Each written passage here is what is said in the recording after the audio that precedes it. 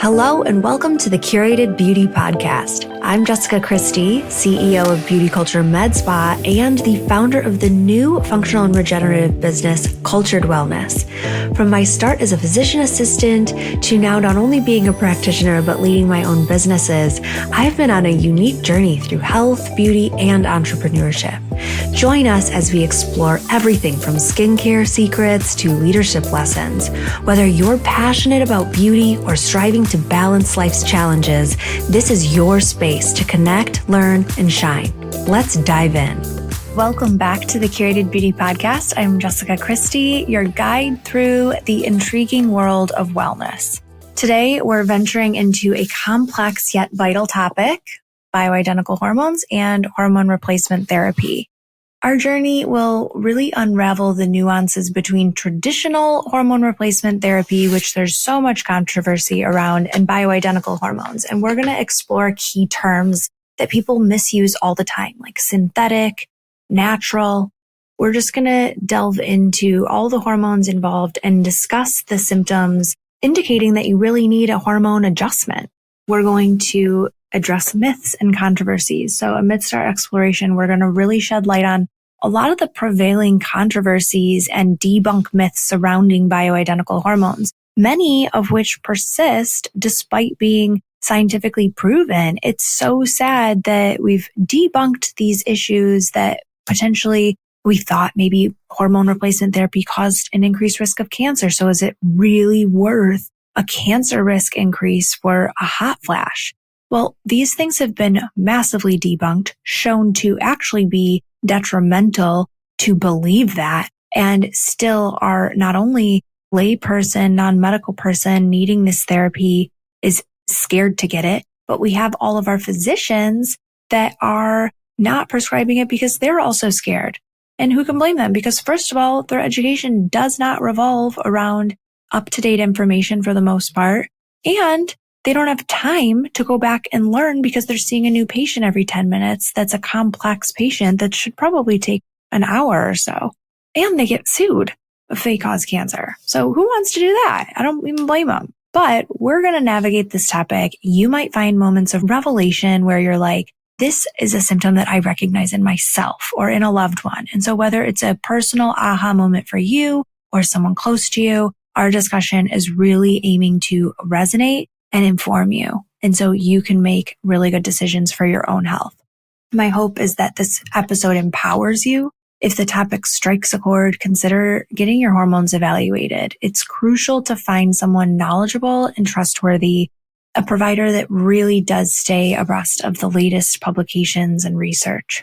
And our primary focus is women and the experiences that we have with hormonal changes, but it's important to acknowledge that hormonal imbalance affects everyone. We're going to touch on male hormones because they have their own unique challenges. To lay the foundation, we're going to start with a broad overview of hormones. Who needs them? What role do they play? Particularly at which age do they start to decline or shift? Hormonal changes, like the decline of testosterone, really becomes quite pronounced and is noticeable in the late 30s or early 40s. And it's usually marked by symptoms like fatigue and decreased libido. Yet as women, we're gaslit and told, yeah, well, no kidding, you're tired and you don't feel like having sex. You just had a baby. That happens every day. And it actually leads us to feel worse about ourselves, like there's something wrong with us.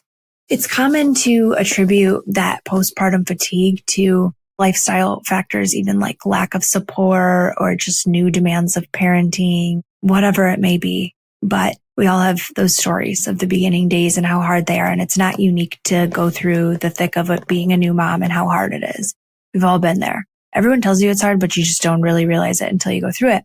But it's essential to recognize that hormonal changes play a significant role in how we feel in the postpartum period and beyond as we age. Most women and indeed gynecologists really overlook this aspect, and they focus on external factors and they encourage you because they don't know enough. That's what I think. They don't know enough. So they encourage you to really look at all the other things and sources of stress in your life before getting your hormones checked. Because if you get your hormones checked and they say they're off, then what? Are they using adequate tests? Are they pulling things into their office that aren't necessarily covered by insurance but are more thorough? Is it a good business decision for them? I don't know. There's so many things. So as we dive deeper into this topic, I just want you to keep the multifaceted mindset and the nature of how complex hormonal health is and how long this has really taken me to just start to grasp mastery of being able to provide this type of care to our patients. It's a journey of understanding and empathy and most importantly, informed action so that you have all the pieces clinically to make a decision for what is right for you. That is always my goal. We sell confidence. Where did this come from? With beauty culture, we can make people look good. With cultured wellness, I want people to also feel good so that we are not only looking good, but we're feeling good and we're putting our best feet forward because women are dynamic and so are men. And I want to be able to help people and replace things that they need during the aging process. Whether you want to believe it or not, the aging process is a disease. It is a natural process. Natural, gosh, there's no better example than how natural is not always good because aging is natural and it causes you to shrivel up and die. Bioidentical hormones are an opportunity to give your body something that it's lacking so that it has the signals to go fix itself. Just like how I love regenerative aesthetics. Okay, so as we dive into the world of bioidentical hormones, we're going to explain their controversies and explore them. We're going to understand different hormones. We're going to recognize the symptoms of hormone deficiencies. We're going to discuss safe usage.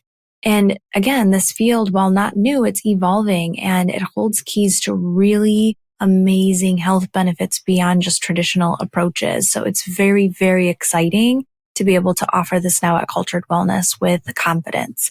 So taking a little track back in history, in the 1960s, Robert Wilson's book, Feminine Forever, really changed the idea that women should just silently suffer and endure menopause.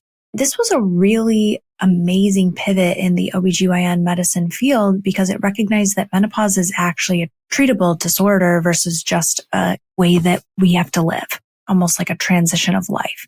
However, this journey was not smooth. The use of estrogen and progesterone and their balance and subsequent studies like the Women's Health Initiative have really truly been a roller coaster in understanding hormone replacement therapy. HRT initially was super promising.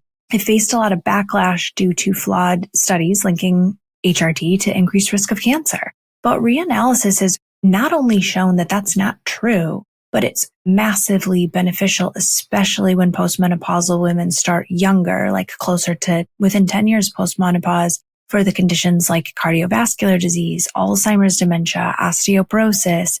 Yet misconceptions really do persist, and partly due to the study being majorly flawed in terms of methodology and participant profile. Maybe I'll circle back and dive into that, or maybe it's another episode to really unpack the Women's Health Initiative. But really, when you looked at the study, they were given Premarin, which is pregnant mare urine, which is a synthetic form. And there's 21 types of estrogen in pregnant mare urine versus the 3 types that is in humans. And so you have these 18 other types of estrogen that your body doesn't recognize that you're giving to women who are, older. They're like mean age 70, a BMI of 28.5. 34% of those were obese. You have people who were either former smokers or current smokers. And then the data was completely statistically manipulated to look significant when it was way less than 1% significant difference from the placebo group to the HRT group that showed an increased risk of breast cancer. I mean, it really is so flawed. And even without progesterone, because there's the thought that estrogen replacement alone could lead to endometrial cancer risk that's higher. But even without progesterone, a bioidentical hormone replaced correctly was actually shown to be protective against cancer. That's not what we see. But we have all these people who are still too afraid to prescribe it, and women that their number one thing when they think of hormones is that they're going to get cancer. So let's dive into the symptoms and effects of hormone deficiencies now that I have your eyes and ears open, hopefully probably just ears because it's a podcast, but really looking at, okay, this is way safer than I thought it was. We're going to talk a little bit more about that, but why would I need this? These symptoms range from hot flashes, anxiety, moodiness, osteoporosis, which leads to hip fractures. Such a huge issue for women falling and breaking a hip. Like that's what they say, don't go breaking a hip on me. It's from osteoporosis. And cardiovascular issues, disease, sexual dysfunction is a huge one, but no one talks about that. Literally, when hormone therapy was first approved, it was just estrogen without progesterone back in the 60s. And there was the whole consideration that this was just for hot flashes. Like the FDA, when they finally said, like, let's study this, it was just approved for hot flashes. It wasn't even until 1988 that osteoporosis got an indication for hormone replacement therapy. So anyway, those are the symptoms. It's crucial to understand that hormone replacement therapy is not just about tackling menopause symptoms. Like, it's not something you just can like make the choice. It's not like, oh, well, it's okay, I'll just take the natural route and struggle through. There's long-term implications between not replacing these hormones versus just going through hot flashes. And like I said, the closer that you start replacing your hormones to your menopause onset date, the better off you are. If you wait until you're in your 70s, the damage of not having those hormones is massively done, and you are already at higher risk for the things that we're trying to treat with hormone replacement therapy. So the difference between bioidentical hormones and synthetic ones is stark. Bioidentical hormones is derived from things like plant yams. They're structurally identical to the hormones found and produced in our bodies. This leads to way better recognition by our bodies and way fewer side effects. In contrast, synthetic hormones are often chemically altered, not all the time, but a lot of times chemically altered, and they have either methyl groups added onto them or whatever, and they have a lot of different fillers in them where they're packaged together to be a little bit more shelf stable, like maybe getting a year on the shelf versus a lot of the bioidentical hormones only have about a 3-month shelf life. And when you add things to naturally occurring substances that our bodies do not recognize, they can be more unpredictable in the body. If you think about what sucralose or stevia does, that is not advised by me, or like Splenda. Splenda is the commercial version that a lot of people might recognize of sucralose. It's not recognized by the body because it is a different chemical composition. And you can say all day long that it's not harmful and that it takes these massive amounts of dosages, but the reality is that it's probably affecting a lot of processes that we may not even recognize.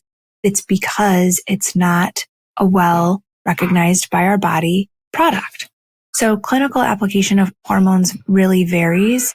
For example, testosterone often decreases first in women during their late 30s and 40s, impacting libido and mood and energy levels. And progesterone and estrogen fluctuations also bring various symptoms, highlighting the massive importance of balancing and individualizing these treatments. Hormone replacement therapy isn't just about alleviating symptoms, but understanding these intricate balances between the interactions of the hormones in our bodies. And each hormone has a role, and their deficiencies or excesses have very specific implications. When you look at estrogen, low estrogen and high estrogen are both a problem. It's finding this sweet lull spot. So in addressing hormone imbalances, we look beyond traditional prescriptions and we consider bioidentical hormones, supplements like Chase Tree, Yam support, lifestyle changes. And at Cultured Wellness, we conduct very, very comprehensive exams and evaluations, including blood panels, very thorough intakes, looking at your gut health. And these really help to tailor our treatments and really look at our unique goals. Remember, the goal isn't just to live longer, but to live stronger, healthier lives. And we're here to offer more than just superficial solutions. We're here to boost your overall confidence and quality of life. And so I really just wanted to say, if any of this resonates with anyone, start by getting your hormones tested by a knowledgeable professional that's putting this kind of content out there. At our practice, we're committed to the latest research, the latest methodology, and ensuring that you have the best care possible. Thank you for joining me today on this journey. And in the upcoming weeks, I'm really going to be discussing a lot more about regenerative aesthetics and medicine as we expand our cultured wellness business. Remember, you don't have to live with these symptoms. We're here to help. I want you to check the show notes out about how to make an appointment with us. Until next time, keep striving for wellness in every aspect of your life. And that's a wrap on another enriching episode of the Curated Beauty Podcast. If today's conversations resonated with you, I urge you to share it with someone you believe could benefit from it. Let's spread the beauty, knowledge, and empowerment far and wide. For more in-depth resources, information about who we are, or if you're interested in becoming a patient or training directly with me or one of my team, visit our website at beautyculturespa.com. Don't forget to stay connected with us on Instagram for all the latest updates, behind the scenes, and beauty wisdom. Follow us at beautyculture.medspa and at B Cultured Wellness. That's the letter B, Cultured Wellness. Thank you for being with us today. Keep curating your beauty both inside and out. Until next time.